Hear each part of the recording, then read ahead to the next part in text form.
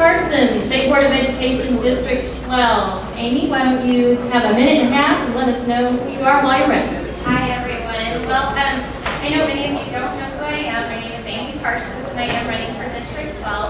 I have lived in District 12 for 27 years, so it is near and dear to my heart. That is why, one of the reasons why I'm doing this race. The other reason is right here. These are my two children. And unlike a lot of the board members serving right now, their kids have graduated. But as you can see by this picture, I have a 5- and a 3-year-old that have many, many, many years ahead in the public education school system. And I'm doing it for them, and I'm doing it for your families, and I'm doing it for all the children of Texas. I feel that education is the cornerstone of a strong society. And as we all know, that society, the one our founding fathers started, is a very, very good one. The public education school system was also started by Susan B. Anthony. And as a history teacher, I was a history teacher certified in 6th through 12th grade. I taught in DISD at W.T. White High School. I taught at Highland Park High School and Highland Park ISD. And created just a wonderful connection between the students and their families. But I always felt that there needed to be more. And when I became a mom, I really, really realized that there needed to be more. And I'm not here to say that the State Board of Education is bad. I'm just here to say that I think I can make it better.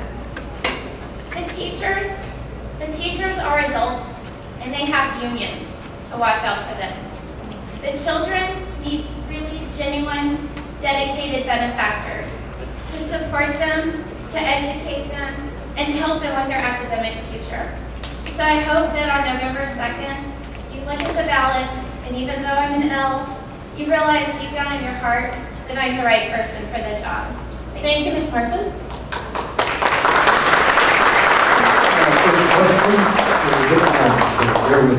The Harmony School for Science will open in Garland this fall, and the Harmony School for Nature and Athletics will open in Dallas. These two schools, along with 31 others in Texas, are under the charter held by the Cosmos Foundation. The foundation is said to have links to a Muslim movement and its Turkish Islamic leader. Since the State Board of Education grants charters, will you push to address growing concerns about these Harmony schools and the Cosmos Foundation?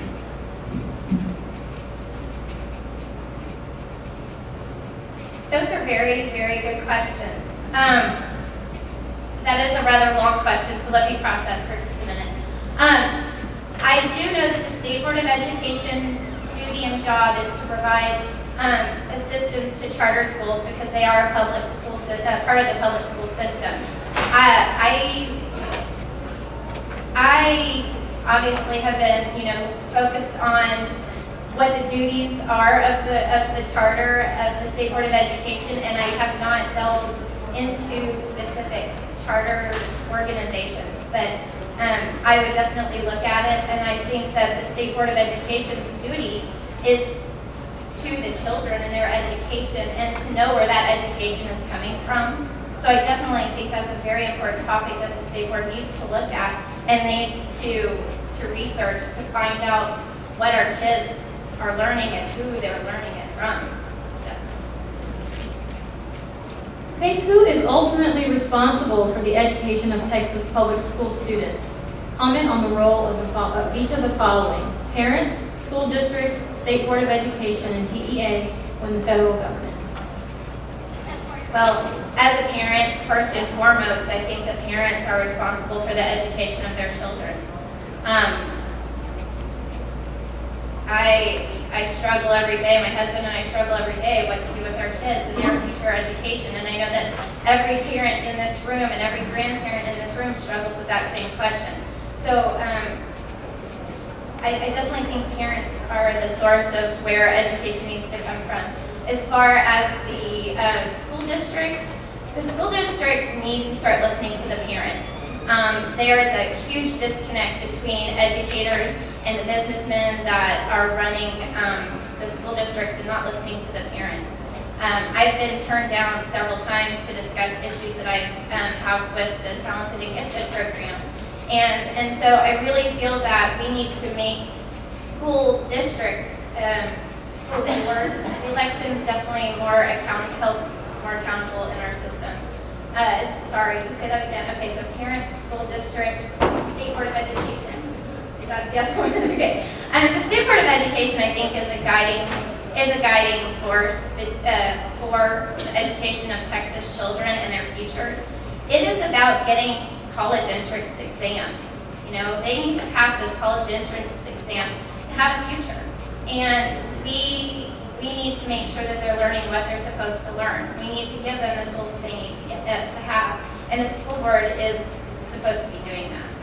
As far as the TEA, I think the TEA needs a lot of work. I think our accountability system needs to be looked at. Because we're all taxpayers, we do need to hold the school systems accountable. I feel that's very, very important.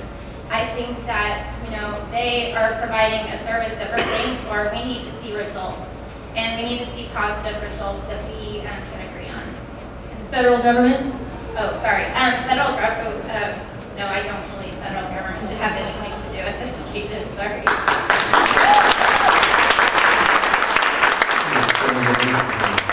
With regard to American exceptionalism and our Judeo-Christian heritage, do you support or oppose the inclusion of these concepts in the social studies standards?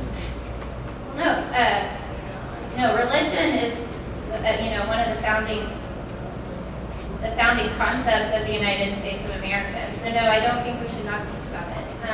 I think that inclusion of topics just makes them hot buttons, and then when you try to exclude something completely, there's always room for those people to come in from the outside and give their interpretations.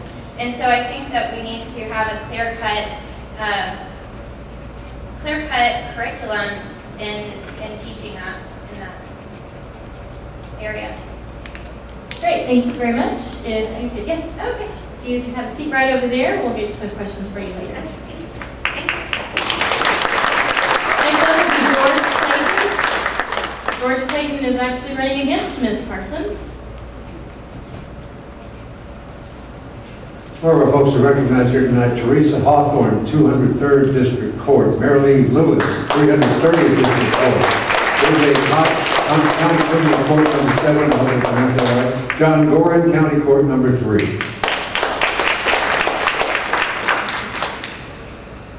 Welcome, Mr. Clayton. You have a minute and a half to tell us who you are and why you're running. Okay, my name is George Clayton. I am a practicing educator. I am over the English department at North Dallas High School. I supervise 25 teachers there. I'm also the academic coordinator for that building.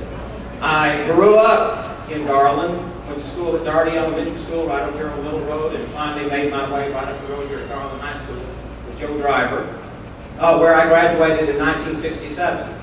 Why I'm running, let me tell you about Garland High School, because that's why I'm running.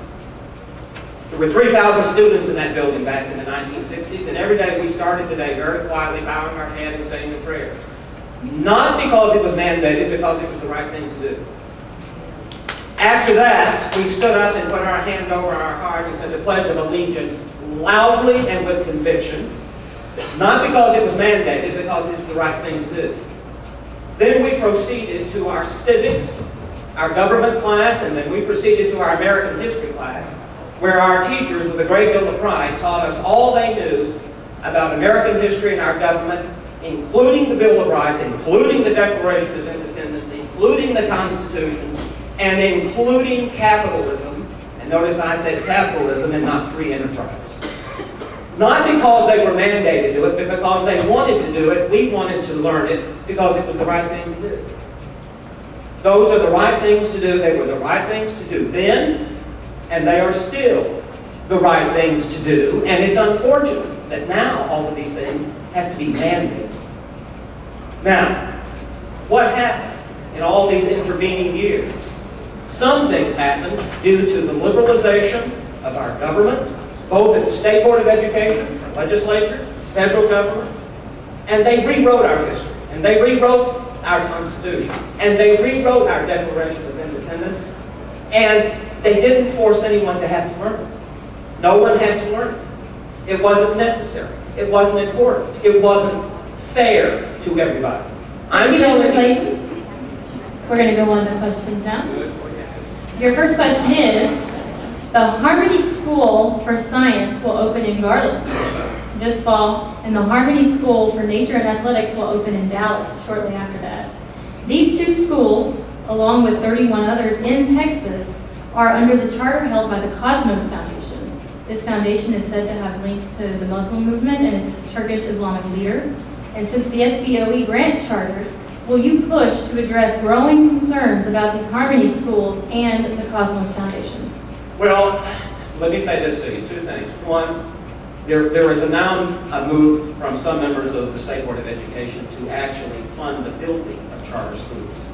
You can bet that when I'm sitting on that board, I am not going to vote for your tax money to build a charter school as she has just described to you. It's not going to happen as long as I'm sitting. And as far as state money coming out of the SBOE, the Permanent School Fund, going to these kinds of schools, or supporting of these kinds of schools, no, not on my watch. It won't happen. I do not support this kind of nonsense. What we need back in education is precisely what I've just described to you that I went through, and many of you went through 10 or 15, I don't want to insult anybody, in my case it was 40 years ago. So, no, to answer your question, I don't support any of that. Okay, who is ultimately responsible for the education of Texas public school students? Comment on the role of each of the following: parents, school districts, State Board of Education, TEA, and the federal government. You can take federal government off the list right now. Let's go ahead and take it off there. And as far as I'm concerned, to a very large extent, you can take TEA off of that list. Let's get it back down to where it belongs. I am resolutely determined that education is determined by you, the parents, and your elected officials on the local level, and only those responsibilities reserved to the State Board of Education should they deal with. And they're not that much. They're rather limited. The State Board of Education has, in the last few years, taken it upon itself to kind of expand itself. We need to bring it back in, make sure that it's doing just exactly what it's assigned to do, and no more and no less, and allow the local folks, parents and teachers, and the local districts to run their education. With regard to American exceptionalism under our Judeo-Christian heritage, do you support or oppose the inclusion of these concepts in the social studies standards? Well, we could all go home if I just stand here and say yes, because I do. It is inconceivable to me as an educator, and I know many more, especially those who teach in the social studies area, to try to teach truthful American history without talking about American exceptionalism, because that's what makes up American history. If you start eliminating American exceptionalism, you're not going to have much to talk about in that class. So it absolutely should be included. What was the other item? The Judeo-Christian heritage. How many believe that this country would be here today but for the religious beliefs of our founding fathers who put this government together? We wouldn't be sitting in this room today, or it'd be quite a different group of people, that's for sure. So yes, it should be included. It's part of the history of this country. Thank you, sir. Ms. Parsons, you can come up, and audience, we're going to take questions now.